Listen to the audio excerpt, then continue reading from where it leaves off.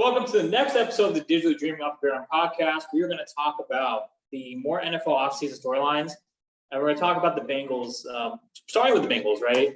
Essentially, Jesse Bates III is up for a contract extension right now, and essentially, the situation is, Joe Burrow is on record to endorse his teammate to say, Jesse's one of those guys who's a real key contributor of what we're building, in Cincinnati. He was one of the key figures to kind of help, the Bengals kind of establish, the foundation in the early stages. And he was a key playmaker in the playoffs all throughout last year and through the regular season as well.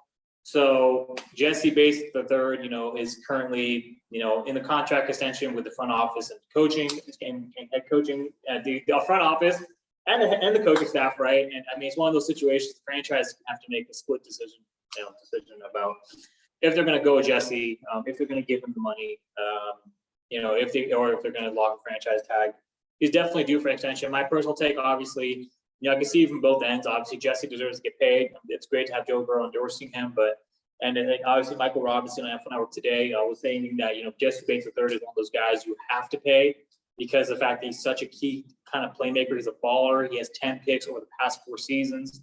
He's a key contributor to that team's defense, the secondary, and you definitely need to have a guy like that locked up to make sustained postseason run. So hoping that the Bengals can lock him up. I like the Bengals, right? Obviously, for reasons, I was hoping they could win this year, but then they didn't beat the Rams, and so now the Niners have to deal with the Super Bowl champion Rams. Oh my God, I will see how that goes. But yeah, the Bengals, if they can lock up Jesse Bates, then they'll definitely be in a good spot. So we'll see how that plays out. Now we can talk about some more NFL season storylines. We're going to talk about kind of the top 10, the top defenses coming into this season. Obviously there's teams such as the Colts. The Colts are definitely up there. They definitely have a lot of great defensive players coming back, Darius Leonard and the secondary. So the Colts are definitely need to be up there now. With Matt Ryan at the helm, QB, they're a team to look out for. They're a dark horse team in the AFC, in my opinion.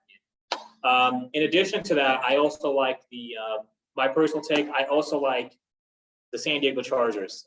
They had such a great run last year. They almost made the playoffs, if not for an overtime field goal by Daniel Carlson, with 20 seconds left in the last game of the regular season, right? Justin Herbert at QB. Obviously I'm signing the QBs because the QBs help the defense rest, right? So that defense will have more time to rest because of the fact that they can rely on the shoulders of a Justin Herbert. And on the fact that they have guys such as Derwin James returning, and they have now Joey Bosa paired with their new free agent acquisition, Khalil Mack, the Chicago Bears, which is going to be a scary, scary combination for any quarterback, to say the least, right? So I like the Chargers as well.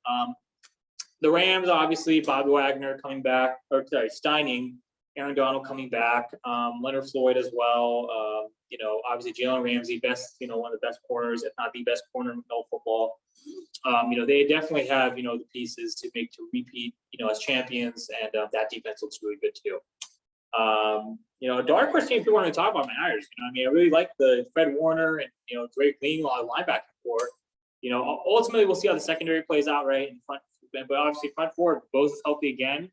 Eric Armstead, right? We're getting a lot of guys coming back. So, the Niners definitely should be up in that conversation too. So, I'm looking forward to seeing how that plays out. Obviously the Cowboys with Trevon Diggs, right? Led the league in interceptions last year. I think it was a historic season, like 11 picks. It has to be somewhere up there in the top 20 or top 25, I think, in a single season interception record or seasons by even not just by a rookie, as also Michael Parsons and, obviously that whole defensive line. Wolf Hunter. So, the Cowboys, in my opinion, are up there too. The Cowboys need to be, at least from a defensive perspective, the Cowboys are up there. They gave my Niners fits in the playoffs. They almost came back and won that game. Right. Obviously, credit to Dak, but obviously credit to their coaching staff for not knowing to close the clock. So, Niners don't seize advantage of that. But anyways, let's see who else. Yeah, I think that's that. And I think obviously the Bengals, best second down defense, best third down defense in the NFL. Last year. So the Bengals, that's why Jesse Bates III is kind of the key player they have to get back. They still got Hubbard, they still got Hendrickson. They got a bunch of guys coming back. That defense is scary, on the Bengals. So Cincinnati is up there in my opinion too. So I think these teams are probably the top premier defenses in the NFL. You know, a lot of our teams will probably be up in that mix too. Maybe the Ravens, you know, of some other teams, but so it's going to be interesting to see. I'm looking forward to seeing, you know, how all these teams and how all these defenses kind of come together, you know, and, you know, the Chiefs, I mean, the Chiefs defense, you know, obviously Chris Jones, all pro. I mean, and the Chiefs have guys, you know, obviously Melvin Ingram last year was a great acquisition. He wreaked havoc, you know, all throughout the season last year. So the Chiefs also, in my opinion, need to be up there too. And the Bills, obviously, Von Miller, obviously coming off the edge. The Chiefs the Bills will definitely be a team to reckon with, a force to be reckoned with. So these are my teams to look out for on the defensive side of the ball coming into the season this coming year. We'll see if the Bengals can re-sign Jesse Bates III. Yeah, we'll see how it all plays out, right? All right, thank you all for tuning in. God bless.